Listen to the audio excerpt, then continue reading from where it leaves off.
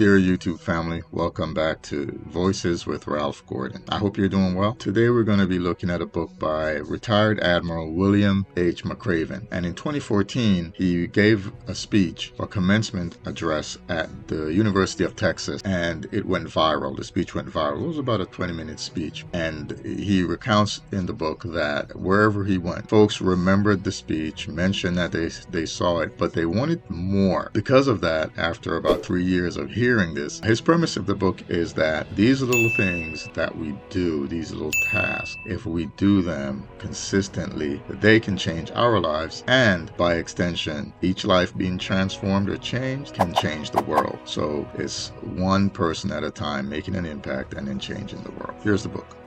Make your bed. Little things that can change your life and maybe the world. That's a big promise. Let's see. Chapter 1 it's very simple. Have a completed task. Start your day with a completed task. And of course, first task that any of us able-bodied folks can do when we wake up is to make our bed. His thought is that, and what he was taught in basic training was make your bed every day. So chapter 1 is, start your day with a completed task, and the easiest task to accomplish every day is to make your bed. Chapter 2, you can't go it alone. So the Admiral underscores a basic fact of life that none of us can go through this life alone. We need each other. Even Jesus, when he sent his disciples out, he sent them 2 by 2. He didn't send one disciple to go to that town or that house. He sent them 2 by 2, because if one falls, then the other can pick him up, or if that person falls, then the other person can pick them up. So teamwork, it's important in life that we have someone that can help us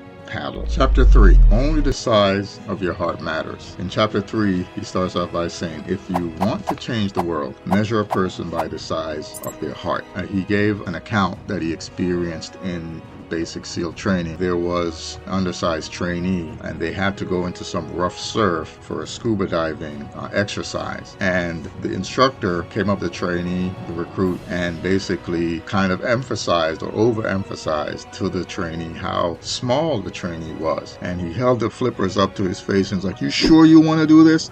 Are you sure you want to do this? You can quit now. That surf is rough. You're only so big. These flippers are almost bigger than you. Are you sure you want to do this? And when the Admiral, a trainee at the time, got back to the beach, that diminutive trainee was already on the beach, and he pulled him aside and said, did the instructor say to you? He said, prove me wrong. So it's the size of your heart. It's not always how big and strong you are. It's the size of your heart, your determination to succeed, your determination to make it against all the odds. No matter how rough that surf is, you are going to make it, because you know what stuff you're made of. And sometimes you have to prove people wrong, and even yourself sometimes, by overcoming an obstacle that you thought was insurmountable. Chapter 4, life's not fair, drive on. If you want to change the world, get over being a sugar cookie and keep moving forward. Being a sugar cookie in SEAL training indiscriminately, no matter how good you've been training. However, he gives the account that somewhere during the morning's physical training, he had committed a violation of the SEAL training rules, and his punishment was to jump into the surf zone, roll around in the sand, and make myself a sugar cookie. So being a sugar cookie was getting wet and then rolling around in the sand until you were covered with sand from head to toe. The thing that made it unfair was that it wasn't necessarily anything wrong that you did. It was just the instructors picking on you. But guess what? Life's not fair. Drive on. You have to go through life, experience disappointment, experience hurt, pain, neglect, whatever the case may be, and especially when you're treated unfairly in our views. Chapter 4 is a very good lesson for how life can go sometimes. All right, we're moving along. Chapter 5, failure can make you stronger. If you want to change the world, don't be afraid of the circus. The circus was extra punishment. He recounts where one of the times when his team finished last in a swim, they had to do push-ups because they were last. The instructors would walk around kicking sand in their faces, berating them. You'll never be a SEAL officer. you probably won't finish this training, you're weak, you came in last in the swim, you're not putting any effort in, and so on. And of course, it's a mental challenge because you're constantly being berated, and none of the things that you're doing, no one's ever going to pat you on the back in SEAL training. These trainees, they had to go to the circus. Now, the circus was about a 2-hour non-stop barrage of calisthenic, running in place, all of these strenuous exercises because of the failure. They dreaded, no trainee wanted to go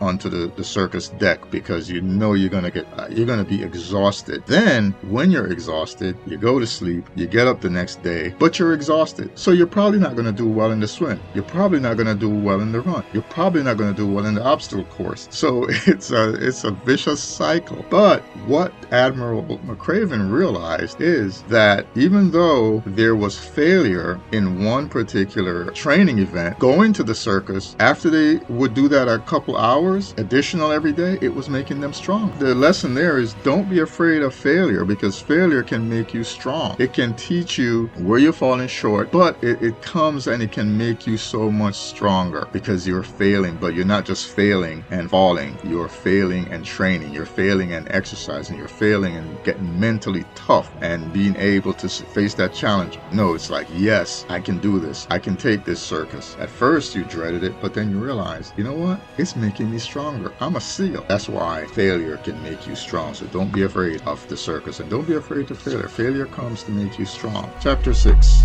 You must dare great. If you want to change the world, slide down the obstacle head first. In basic training, SEAL training, there was a what they call a slide for life.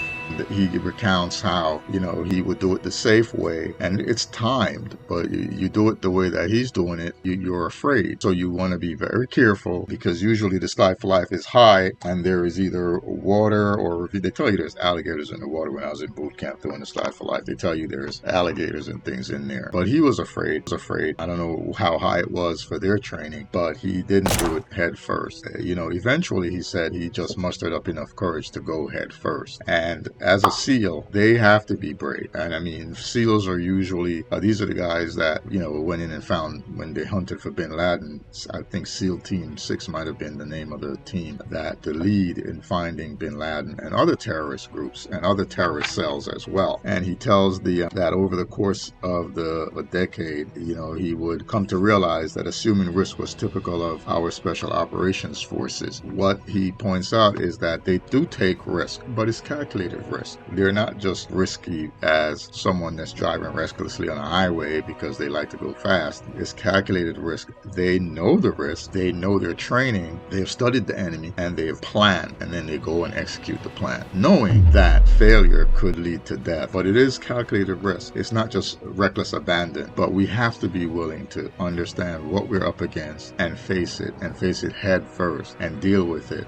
Attack a problem head first and be dare. Who dares wins. Who dares wins. Chapter 7. Stand up to the bullies. If you want to change the world, don't back down from the sharks. As part of their SEAL training, they would be dropped off in deep water, and they would have to tread water for hours. They'll tell them that these are shark-infested waters to heighten, the stress of the moment. Not only are you treading water, but they're shark-infested waters. But what they told the trainees was, if a shark approaches, typically they'll circle and make these, because they can't do sharp turns, but they'll circle, and you stay still, stop moving, stop treading water as much as you can, and be still. And many times the sharks will swim away. But and if the shark heads toward you and you have no other choice, muster up every ounce of strength that you have and punch that shark in the snout. But the point is, you have to be willing to fight the shark. There are things in our lives that are obstacles that we have to face, and we have to be willing to face those challenges. We can't run from everything. We can't walk away from everything. We can't resolve everything. Sometimes we just have to stand and fight.